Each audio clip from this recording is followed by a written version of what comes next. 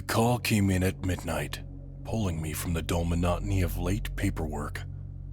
"Unresponsive male at the oceanic table," the dispatcher said. "Witnesses say he collapsed during his meal." A man dying in a high-end restaurant wasn't something you heard every day. The oceanic table was the kind of place that took months to book, known for a menu designed by a world-renowned chef. Each plate was a work of art, and the clientele paid handsomely for the privilege. When I arrived, the dining room was quiet, save for the low murmurs of the staff. The victim, Michael Carter, sat slumped over his table, his head tilted forward, his body unmoving. His right hand rested near a knife that had fallen to the floor. The paramedics crouched nearby, but their subdued demeanor told me the truth before they said it. "It was quick," one said. "Massive blood loss. Looks self-inflicted."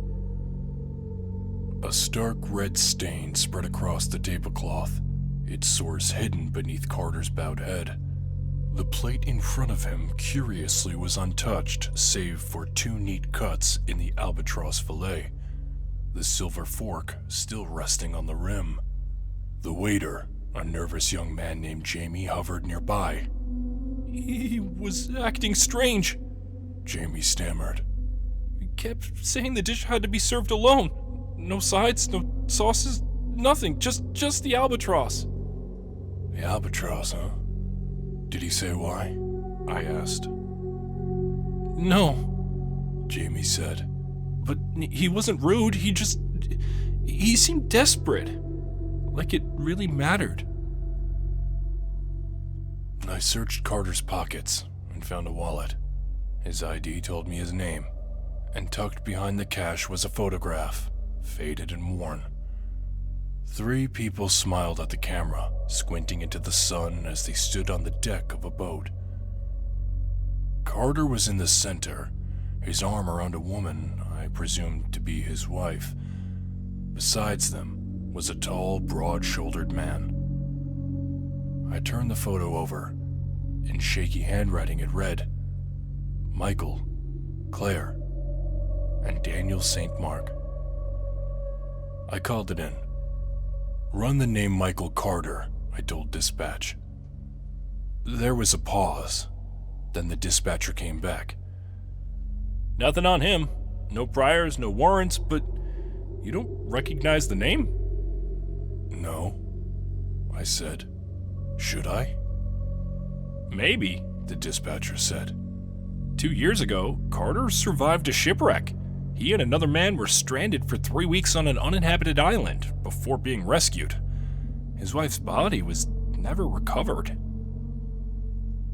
I glanced at the photograph again, at the way Claire's face seemed to be dim in the picture, like a shadow obscured her smile. The chef, a wiry man with a sharp demeanor, interrupted my thoughts. "That man," he said, pointing at the photo. "I know him. St. Mark. He's a fisherman. Supplies fresh catches to me and some of the other restaurants in town." "You're sure?" "Positive," the chef said. "He's memorable, bit of a loner, but reliable." "Where can I find him?" The chef hesitated. "He lives out near the docks, I think. People around there will know him." The cabin at the edge of the fishing village was small and weathered, nestled between the trees and the shore. Daniel St. Mark answered my knock with a guarded look. "Yeah, you're here about Michael," he said without hesitation. "I am," I replied.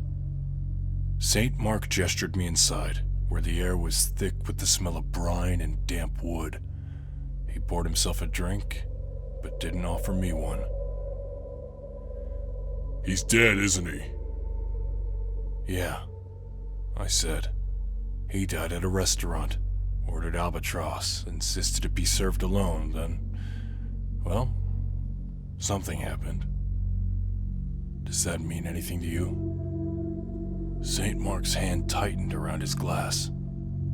Albatross, he repeated, his voice low. Oh, albatross. Back then. Back when? St. Mark took a long sip, his eyes fixed on some distant point. The island. After the storm. 3 weeks with no food, no way out. Do you know what starvation does to a man, Detective? Why don't you tell me? It doesn't just hollow out your stomach, he said. It eats your mind, strips away at the parts of you that make you human. You start seeing everything around you as something else. Something useful. He placed the glass down on the table. Michael was a brilliant doctor. He was on the verge of...